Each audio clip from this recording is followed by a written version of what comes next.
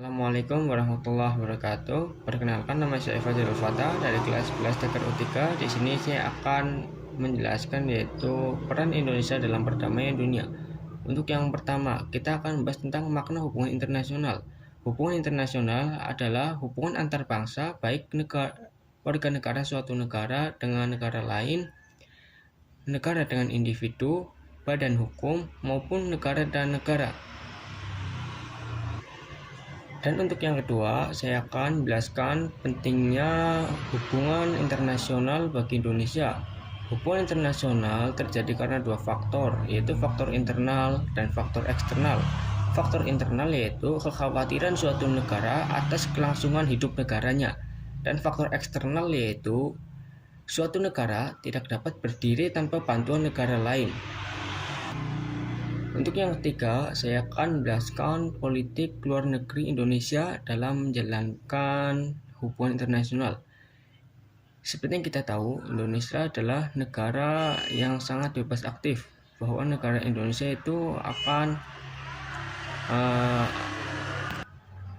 kebijakan politik luar negeri Indonesia tidak terlepas dari pembukaan Undang-Undang Dasar Negara Republik Indonesia alinea keempat. Dan untuk ke materi selanjutnya, saya akan menjelaskan prinsip politik luar negeri Indonesia.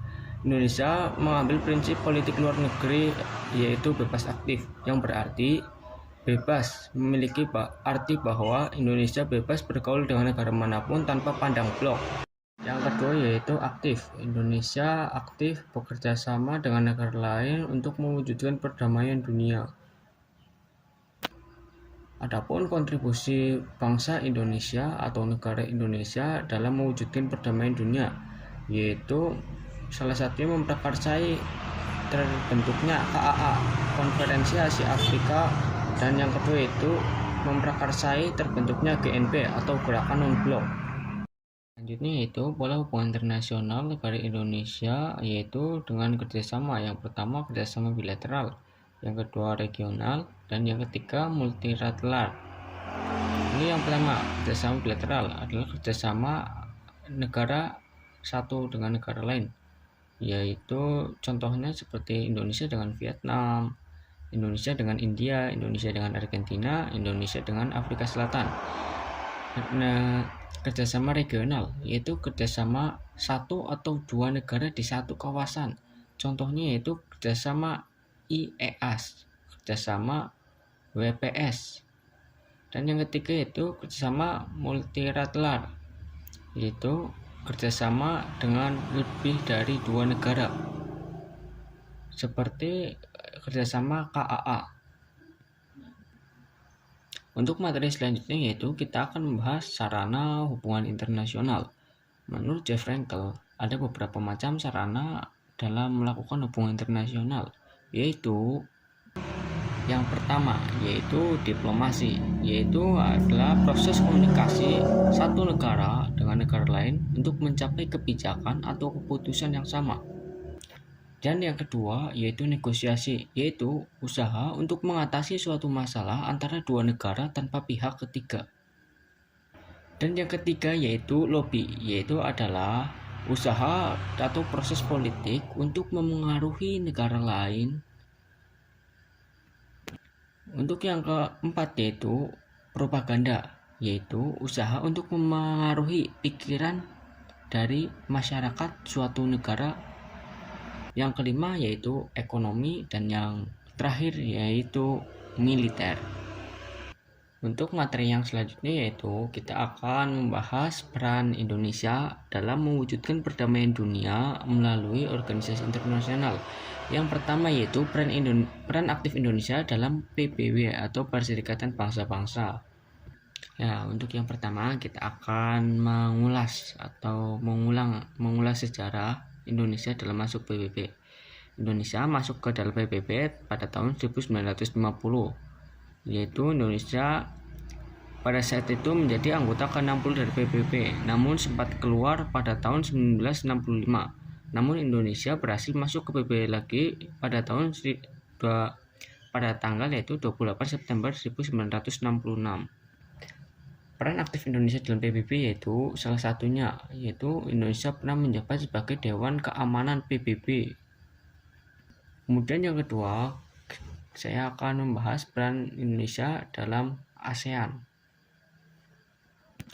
Peran paling untuk materi yang kedua yaitu saya akan membahas tentang peran penting Indonesia dalam ASEAN. Peran paling penting dalam Indonesia dalam ASEAN yaitu sebagai salah satu pendiri dari organisasi ASEAN. Untuk materi selanjutnya yaitu kita akan membahas peran Indonesia dalam mewujudkan perdamaian dunia bagi dunia melalui organisasi internasional. Yang pertama, kita akan membahas peran Indonesia dalam gerakan non-blok atau GNB, yaitu yang pertama, Indonesia adalah pendiri gerakan non-blok. Indonesia adalah penyelenggara gerakan non-blok dan Indonesia adalah pemimpin gerakan non-blok. Nah, kita akan memasuki pembahasan terakhir yaitu tentang perjanjian internasional. Sebelumnya kita harus mengetahui definisi dari perjanjian internasional. Menurut Profesor Dr. Muhammad Mokhtar Kusumatmaja, perjanjian internasional adalah hubungan antar bangsa untuk memenuhi kesepakatan hukum. Selanjutnya, saya akan membahas bentuk-bentuk dari perjanjian internasional. Yang pertama yaitu konvensi, yang kedua yaitu traktat, yang ketiga itu pengaturan, yang keempat itu persetujuan, dan yang terakhir adalah pertukaran nota. Assalamualaikum warahmatullahi wabarakatuh. Perkenalkan, nama saya Warik Iqbal Kurniawan dari 11 TKR 3. Di sini saya akan meneruskan penjelasan dari Fajri Al-Fatah. Yang pertama yaitu adalah perjanjian internasional yang dilakukan Indonesia terhadapan perjanjian internasional. Yang pertama pendapat para ahli. Yang satu yaitu Mokhtar Kusumatja, di mana memberikan tahapan-tahapan dalam kebiasaan internasional melakukan perjanjian. Lalu internasional yaitu satu, perundingan, lalu yang kedua ada penandatanganan, dan yang ketiga ada pengesahan. Menurut hukum positif Indonesia yaitu ada beberapa, selain pendapat dari para ahli, secara lebih tegasnya tahapan perjanjian internasional yaitu satu, penjajakan, lalu yang kedua tahapan selanjutnya setelah penjajakan ada perundingan, lalu ada perumusan naskah perjanjian, yang keempat penerimaan naskah, lalu yang kelima penandatanganan, dan yang keenam pengesahan naskah.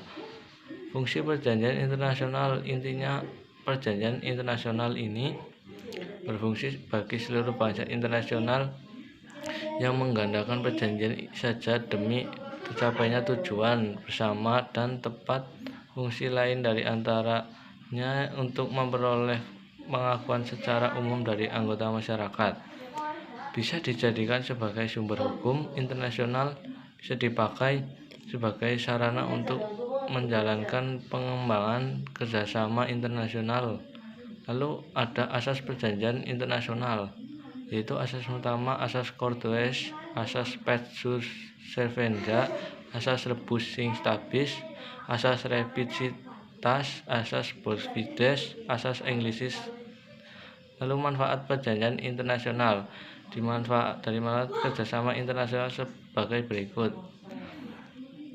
Negara-negara akan mempunyai tujuan yang sama dengan penerapan pola atau sistem yang mulai disesuaikan. Diharapkan dengan semakin banyaknya kerjasama internasional, maka perselisihan dapat penyimpangan yang melanggar kesempatan antara negara segera dikoreksi dan tidak akan lebih lanjut, dan dapat cara cepat dan responsif pembukaan koalisi keamanan untuk kedamaian dan ketertiban dunia demi terciptanya kondusivitas dan di penjuru dunia. Yang pertama yaitu saling membantu dalam masalah krisis ekonomi, sehingga membangkitkan simpati antara negara untuk mengapi dan membantu masalah ekonomi di negara lain. Berakhirnya perjanjian internasional, yang nama perjanjian pasti sudah memenuhi kesempatan beberapa pihak, tapi jika salah satu terbukti berbuat curang, berkhianat, atau melanggar kesempatan yang dibuat, maka perjanjian pun batal. Berakhirnya perjanjian ini terjadi karena memang sudah habis masa kontrak atau memenuhi beberapa kondisi sebagai berikut. Pertama, habisnya masa perjanjian.